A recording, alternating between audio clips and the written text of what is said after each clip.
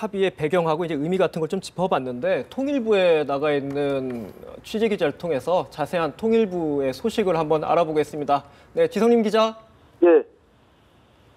네, 오늘 고위급 접촉에 대한 통일부의 해석이나 배경 좀 전해주시죠. 네. 예, 북한의 포격 도발이 있은 직후인 지난 20일 오후 4시 50분경 북한의 김양근 노동당 대남 담당 비서는 판문점 연락 채널을 통해 우리 측 김관진 청와대 안보실장 앞으로 현 사태를 수습하기 위해 노력할 의사가 있다는 내용의 서한을 보내왔습니다. 북한이 생각하는 김양근의 대화 상대는 김관진 안보실장이었던 겁니다. 북한의 전방 지역이 준전시 상태로 돌입하기 직전인 어제 오후 4시 북한은 김양근의 명의로 김관진 실장에게 또다시 통지문을 보냈습니다.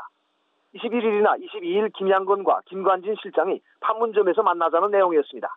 하지만 우리 측은 김양근, 김관진 접촉안을 거부하고 김관진, 황병서 접촉안을 수정 제안했습니다. 밤새껏 고민한 북한은 오늘 오전에 황병서와 김양근이 나갈 테니 남측에서는 김관진 실장과 홍영표 통일부 장관이 나오라고 역수정 제의했습니다.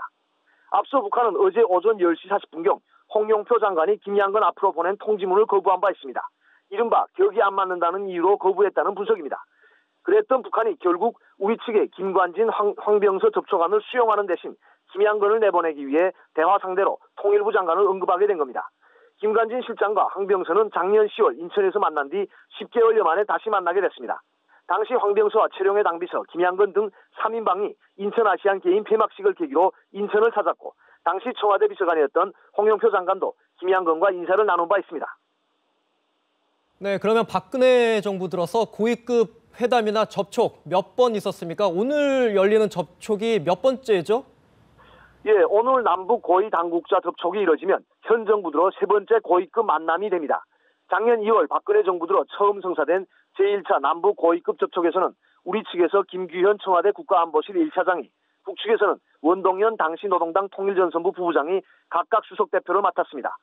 이후 작년 10월 4일 황병서, 최룡해, 김양근 3인방의 인천 방문으로 남북의 고위 당국자들이 만나는 기회가 있었습니다. 당시 북한은 오찬 회담에서 10월 말이나 11월 초에 남측이 원하는 시기에 남북 고위급 접촉을 하자는 입장을 밝혔습니다. 이에 따라 고위급 접촉이 곧 열릴 것으로 기대됐으나 실제로는 별다른 진전이 없었습니다. 결국 이번에 남북 간 첨예한 군사적 대치 상황을 계기로 10개월 만에야 남북 고위 당국자 접촉이 성사되게 됐습니다.